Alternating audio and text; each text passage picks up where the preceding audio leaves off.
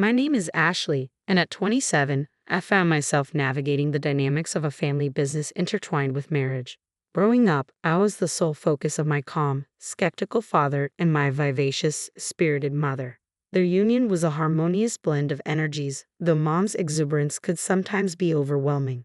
When I married son, whom I met through a friend, I hoped for a marriage akin to the vibrant one my parents shared.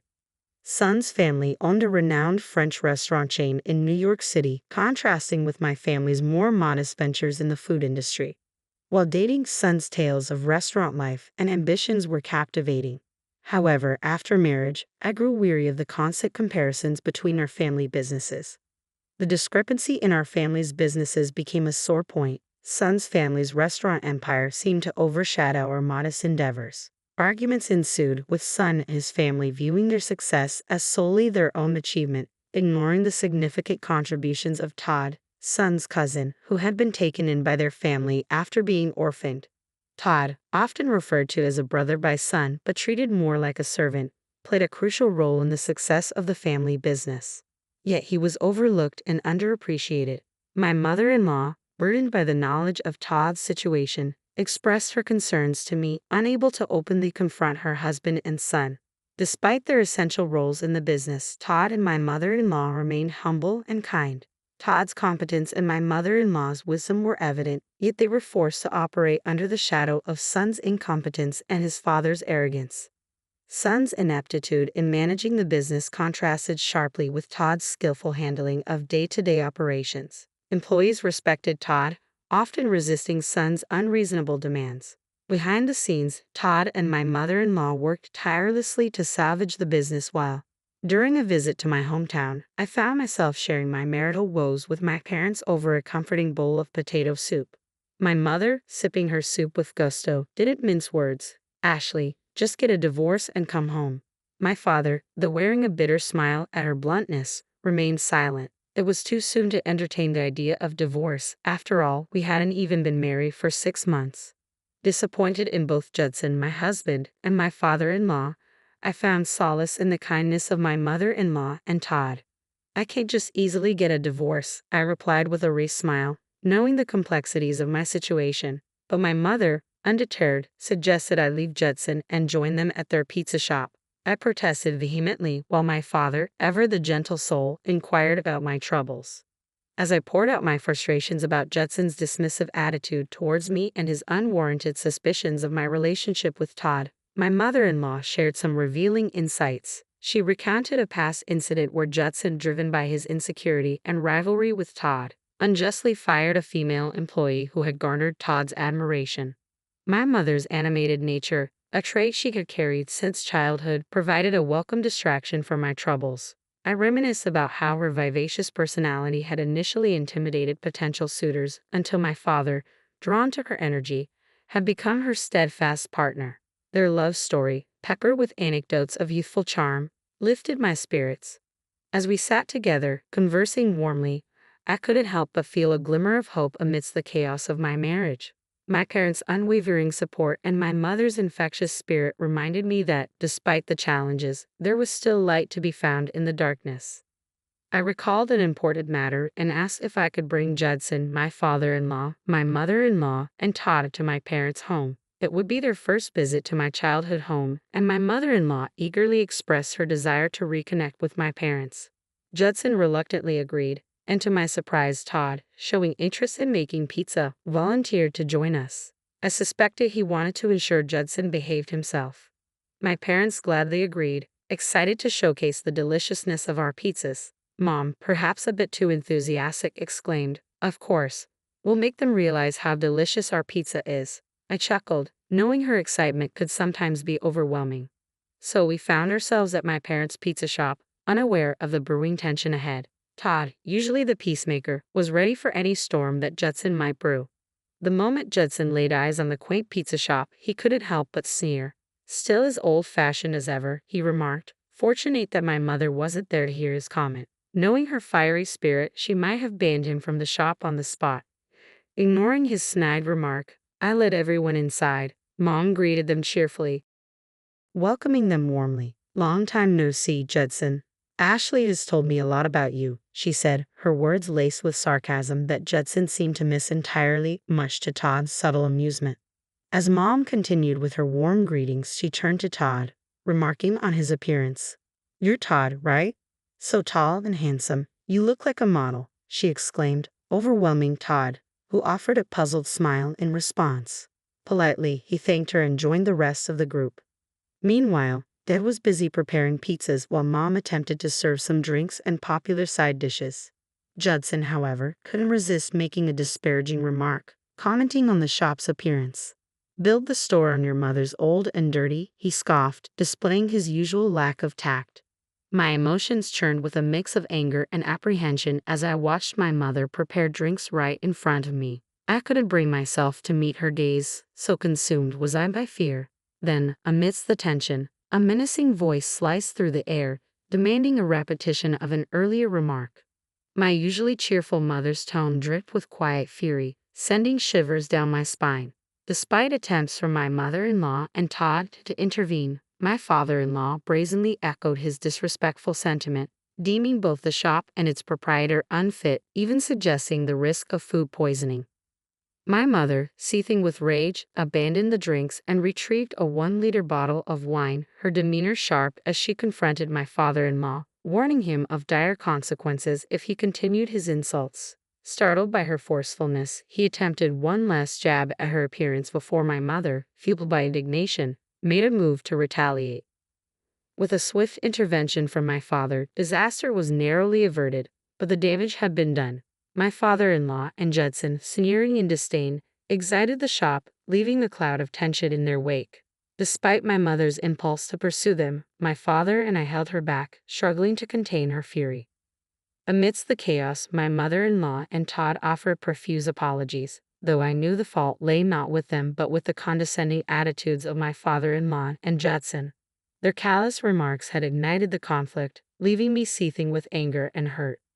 Recognizing my turmoil, my mother-in-law addressed me, expressing regret and suggesting divorce as a viable option for my well-being. Todd, in his quiet manner, echoed her sentiment, recognizing the pattern of such incidents. As I wrestled with conflicting emotions, torn between loyalty to my family and the turmoil within my marriage, the regretful expressions on my mother-in-law and Todd's faces mirrored my own internal struggle. Contemplating divorce, I couldn't shake the guilt I felt for my mother-in-law and Todd. As my father and I struggled with what to do next, my mother cut through the tension with her blunt observation. "You two don't seem happy, especially Todd. You can leave whenever you want, right?" Her direct question caught Todd off guard. He confessed his concern for his aunt, unable to abandon her despite his disdain for my father-in-law and Judson. It was his loyalty to my mother-in-law and his sense of duty toward the other employees that held him back. My mother-in-law, overwhelmed by Todd's true feelings, broke down in tears, burdened by guilt for holding him back. Feeling lost, my father and I exchanged confused glances, unsure of how to proceed. But then, my mother's cheerful laughter cut through the tension. "Ha, that's easy. Leave it to me," she declared, surprising us all. With newfound determination, I made up my mind. After discussing our plans for the future, I returned home to face Judson. Straightforwardly, I announced my decision to sever ties with his family, unable to forgive my father-in-law's hurtful words. Judson's scornful laughter in response only fueled my resolve. I handed him the divorce papers I had prepared, issuing a final warning. "Don't come crying to me after our divorce," I cautioned, but Judson, unable to comprehend the gravity of the situation, remained indifferent. As our marriage dissolved, my mother-in-law and Todd were spared from the ordeal. Though my life was fraught with stress, exacerbated by my father-in-law's insensitivity, I found solace in the freedom of my newfound independence after the divorce. Upon returning to my parents' home about a month later, my ex-father-in-law and ex-husband Judson appeared, their faces drained of color. They delivered divorce papers and a curt message, claiming they were cutting ties with us. Maintaining composure, I faced my ex-father-in-law and remarked on the unfortunate timing of our late-life divorce. My laughter seemed to unnerve Judson further, who muttered about employees quitting and feeling betrayed by Todd, his supposed brother. But Todd's voice, cutting and cold, interrupted Judson's self-pity. He rejected the brotherly title Judson had bestowed upon him.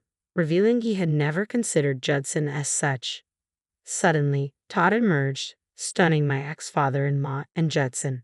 Then my former mother-in-law appeared quietly from the shadows. As my ex-in-laws stood dumbfounded, my mother made a bold entrance, revealing that they had been scouted by her company and that they now owned the French restaurant. My ex-father-in-law broke into a cold sweat at this declaration, while my father, observing the scene, smiled modestly. He revealed that running the pizza shop had merely been a hobby. My wife's family owned a group of restaurants, and they had graciously accepted him as their son-in-law. At the mention of the company's name, my ex-father-in-law and Judson stumbled. Realizing the vast difference in scale between their restaurants and our company, it became clear why they had been relegated to running a pizza shop instead of being involved in the family business. Years ago, my father had suffered a collapse from overworking, prompting doctors to suggest he pursue something he enjoyed for his recovery. So my mother and I had reopened this pizza shop, which had been my late grandfather's hobby. In truth, it was all part of a ruse, allowing them to run the company smoothly in my parents' absence with the help of dedicated and skilled employees. While seemingly running the pizza shop, my parents were actually overseeing their work, earning the admiration of their staff. Under my mother's guidance, our company took control of the restaurant previously managed by my ex-father-in-law and Judson. The once complacent duo now stood stunned as my father calmly addressed them. "It's evident to me that both of you lack the necessary skills to manage your business," he declared, citing concerns voiced by employees regarding their management abilities. With a firm stance beside my father, my mother delivered a decisive message. "We're entrusting the management of the French restaurant to Todd. He has full authority over you both," she proclaimed. Ex-father-in-law and Judson protested, claiming their approval was needed, but their objections fell on deaf ears. This decision wasn't solely my parents' but also reflected the sentiments of the disgruntled employees. Now, my ex-mother-in-law would support Todd, her nephew, in a supervisory role. Todd and my ex-mother-in-law shared a glance, and with calm determination, Todd expressed his gratitude for their support before revealing his true feelings. "While I owe you for taking me in as a child," Todd began, his voice turning icy, "my grudge against Judson is immeasurable. For him, it's even greater." His declaration left no room for forgiveness or mercy, stripping my ex-father-in-law and Judson of all managerial authority. Todd's cold resolve was clear. Then my ex-mother-in-law delivered a final blow, leaving my ex-father-in-law and Judson reeling. Upon returning to my parents' home about a month later, my ex-father-in-law and ex-husband Judson appeared, their faces drained of color. They delivered divorce papers and a curt message, claiming they were cutting ties with us. Maintaining composure, I faced my ex-father-in-law and remarked on the unfortunate timing of our late-life divorce. My laughter seemed to unnerve Judson further, who muttered about employees quitting and feeling betrayed by Todd, his supposed brother. But Todd's voice, cutting and cold, interrupted Judson's self-pity. He rejected the brotherly title Judson had bestowed upon him, revealing he had never considered Judson as such. Suddenly, Todd emerged, stunning my ex-father-in-law and Judson. Then my former mother-in-law appeared quietly from the shadows. As my ex-in-laws stood dumbfounded, my mother made a bold entrance, revealing that they had been scouted by her company and that they now owned the French restaurant. My ex-father-in-law broke into a cold sweat at this declaration, while my father, observing the scene, smiled modestly. He revealed that running the pizza shop had merely been a hobby. My wife's family owned a group of restaurants, and they had graciously accepted him as their son-in-law. At the mention of the company's name, my ex-father-in-law and Judson stumbled, realizing the vast difference in scale between their restaurants and our company. It became clear why they had been relegated to running a pizza shop instead of being involved in the family business. Years ago, my father had suffered a collapse from overworking, prompting doctors to suggest he pursue something he enjoyed for his recovery. So my mother and I had reopened this pizza shop, which had been my late grandfather's hobby. In truth, it was all part of a ruse, allowing them to run the company smoothly in my parents' absence with the help of dedicated and skilled employees.